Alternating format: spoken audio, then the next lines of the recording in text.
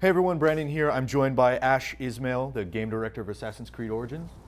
We're going to be taking a look at a side quest called What's Yours is Mine, and Ash is going to be walking us through it. Yeah, it's super cool to be able to show off this side quest. Just in terms of context, we're at the Giza Plateau, near the Great Pyramids of Giza. Yeah, you can see them right there on the side. They're awesome, super cool location. We're about halfway through the game. Around this point is when you're able to be in this area. Yeah, and just so you know, we're going to be doing some cuts. There's one right about here, because this is one of the longer, or a long side quest, so we really want to trim it down. Yeah, a lot of our side quests, they range from 15 minutes to a half an hour, so we've shortened this one. Perfect. Wake up. Wake up. Wake up. What luck you're all right. Here, stand up.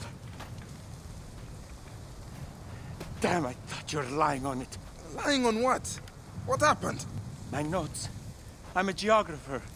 Cortesius, nice to meet you. Looks like we were attacked. They emptied my pockets. Took my notes too. You might want to check your pouch. You too? I should have known better than to travel the desert on my own. I'm going to find those thieves.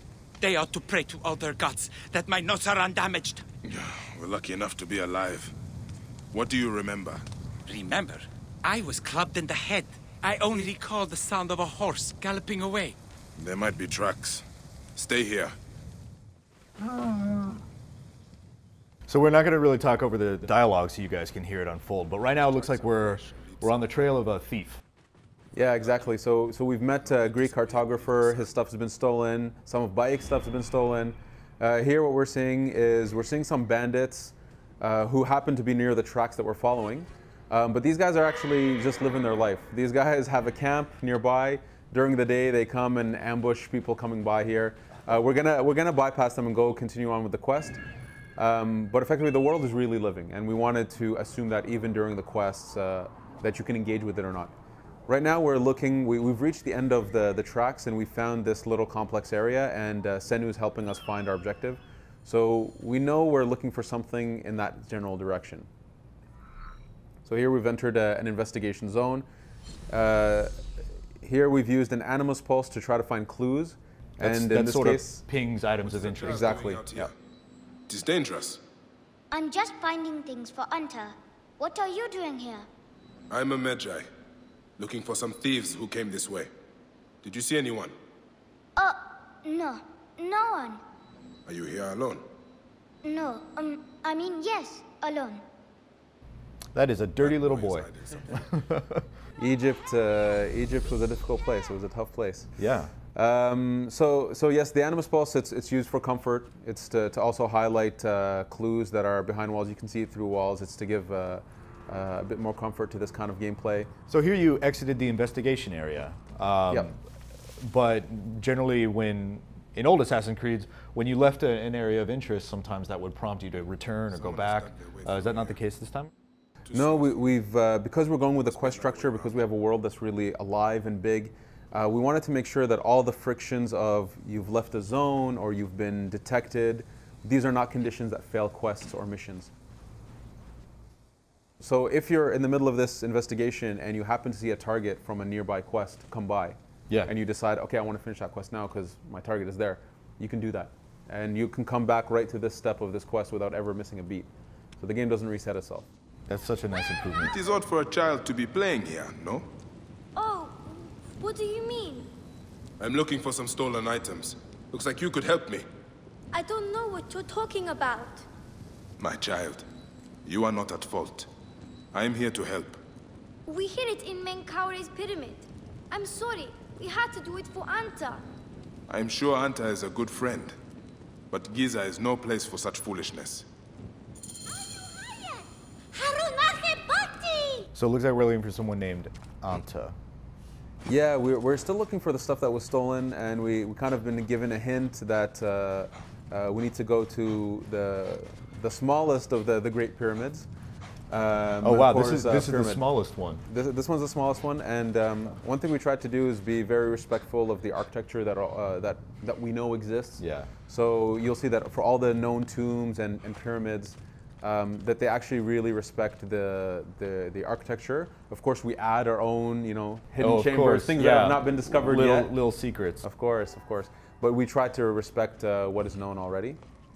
Here, Bike's going to pull out a torch. Torches are not unique to pyramids or tombs. You can actually pull it out whenever you want. You can even pull it out, drop it on the ground, use it to light your arrow on fire. Really? Yeah. It's very systemic. You can do whatever you want. You can throw it to create distractions with the guards. So it's not just to get through dark places. It's kind of like a utility tool as well? We see it as a tool and a weapon. You can fight with it even. There's a lot you can do with a torch. That's awesome. So here, we're inside the tomb. We're still looking for somebody or our stuff.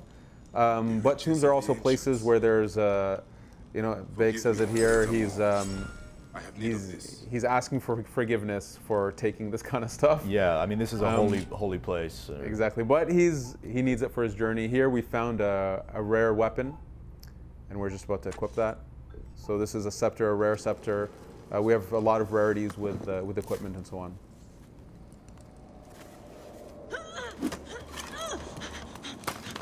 This is our pyramid! Hey, you've got quite the swing.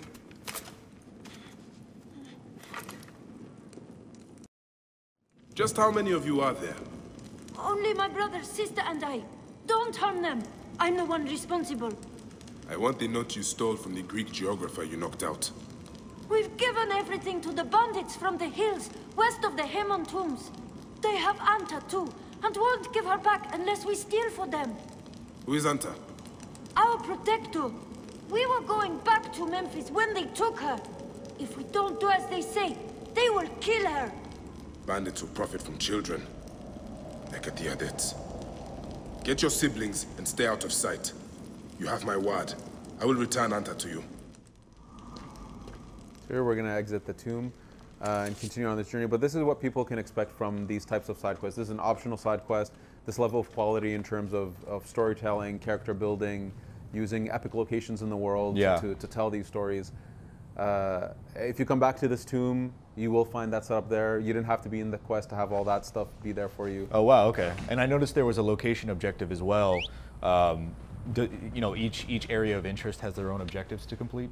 Exactly. Outside of quests, there are other objectives to achieve.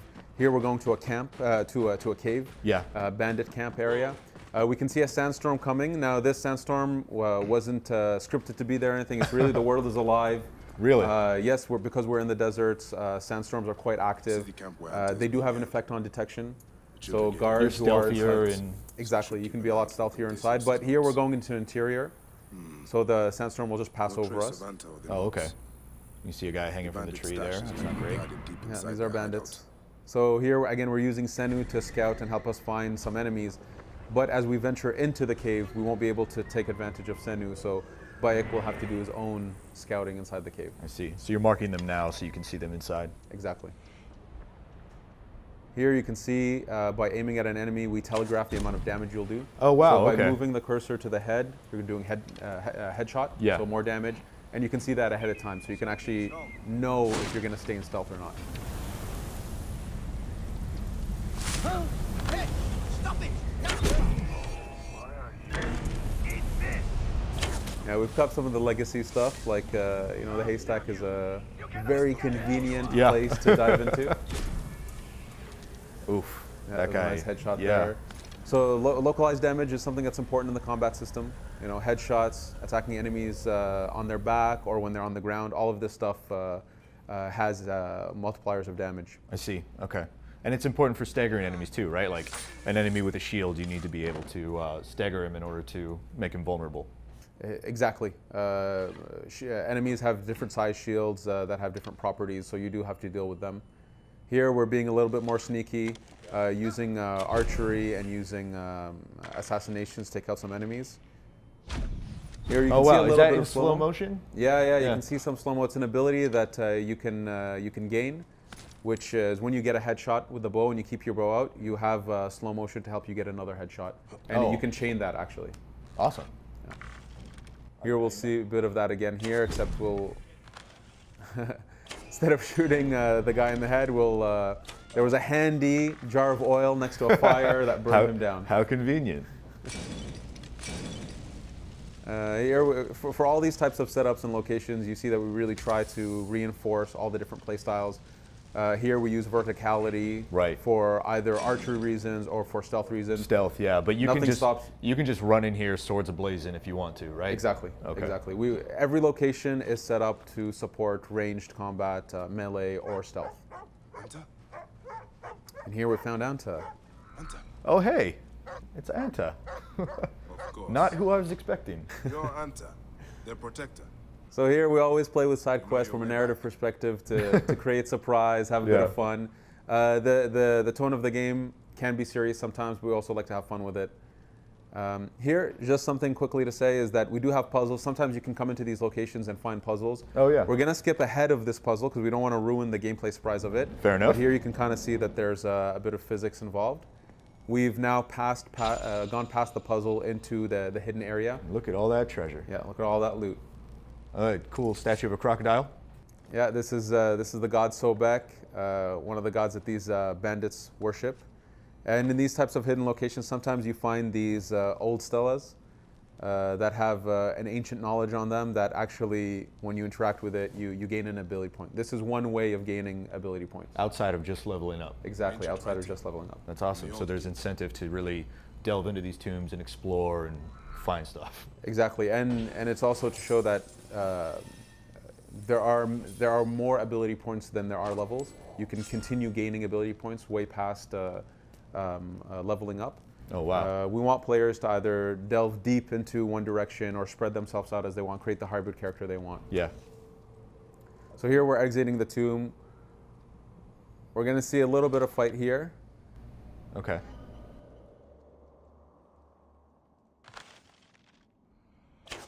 And a bit of chaos, yeah, a bit of chaos with fire. Oh, I like, so that hay actually catches on fire. Yep, for sure, for sure. So you can use that to your advantage by paying attention to where the enemies are located and so on. And of course, it's handy to leap into. Oh yeah, of course.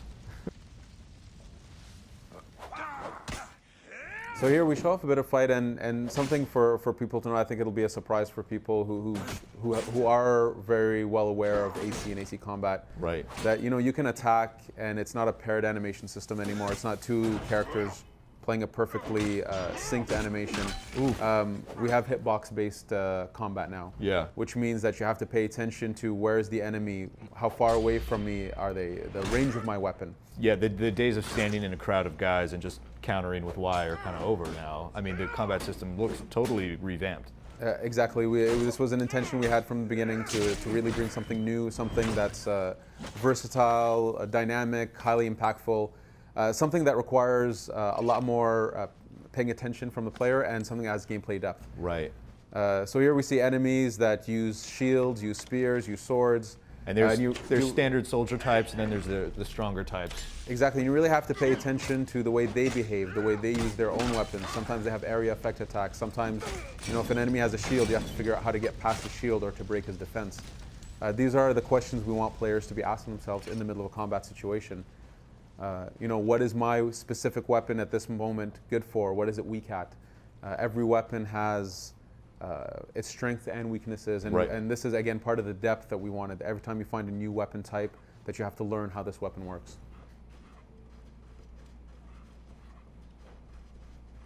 So now that we've kind of done with the fight, we're going to move on and continue helping Anta reach his kids. Back to the kids, right? Yeah, exactly.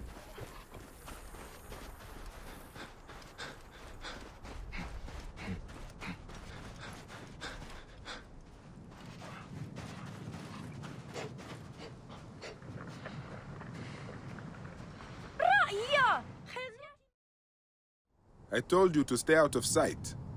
I know, but this was our fault, and we thought you could use some help. The horseman is much, much bigger than you. Horseman? You haven't seen him? He's the most harrowing of them all. Big and strong. He's the one who took Anta. He might have Cortesios' notes. Probably using them to locate treasures. I have seen him in the ruins around Khufu's pyramid. I will take care of this horseman. You should leave. Now! You know your way back. I should have a look around the pyramids. I can finally find those notes.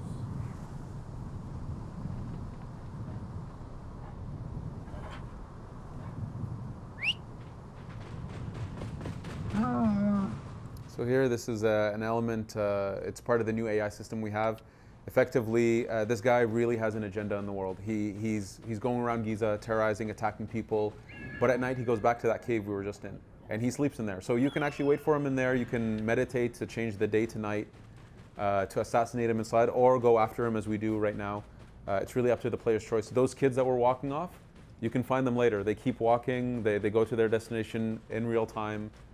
You can meet up with them after. So like the kids and the horsemen and the bandits we saw at the beginning, like everybody has their own cycle, their own day-to-day thing that they do. Exactly. They have needs. You know, they need to work, they need to sleep, they need to go to the bathroom. Seriously. And then the horseman looks like it's one of these stronger enemies with a little bit more danger to them. Exactly. So we can see that it's the shield and sword he has. He's much more defensive.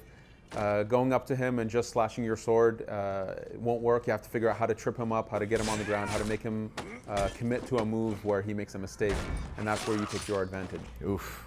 Yeah. Brutal advantage. So here we go. So we found the boss of us. We found the notes that we were looking for, and now we'll go back and complete this step. This quest.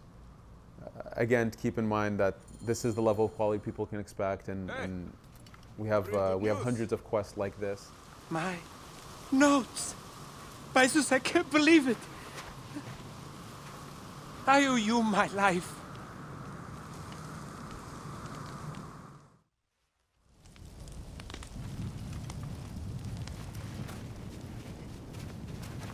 Is it over? Are the bandits gone? They won't bother you anymore, so you can stop bludgeoning people over the head now. Are these the thieves? Easy, friend. There was a misunderstanding. Their hands were forced. And these kids need a safe passage back to Memphis, right? Yes, to the house of Neff, with all the other children. I have not yet mapped out Memphis. It was supposed to be my next stop. Do you know the way? No, but they know their way around. What luck! Come along, then. Memphis? Ah, of course! Thank you.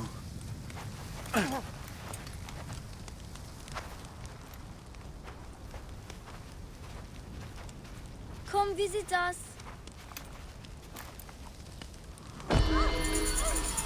I would add that this is a work in progress quest. We're in the last stage of really pushing this game, but this is the kind of quality people can start expecting out of side quests, optional content. We have hundreds of these types of quests where we tell serious stories, funny stories, using the world to its advantage.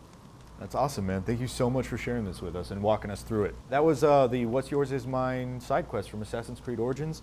You can find a lot more coming up all month long with our IGN First, and for more Assassin's Creed, keep it right here on IGN. Thanks for watching this IGN First on Assassin's Creed Origins. If you want more, you can check out our live E3 gameplay demo right now. And we'll be unveiling more exclusive Assassin's Creed Origins coverage all month long, so be sure to subscribe to IGN for all the latest.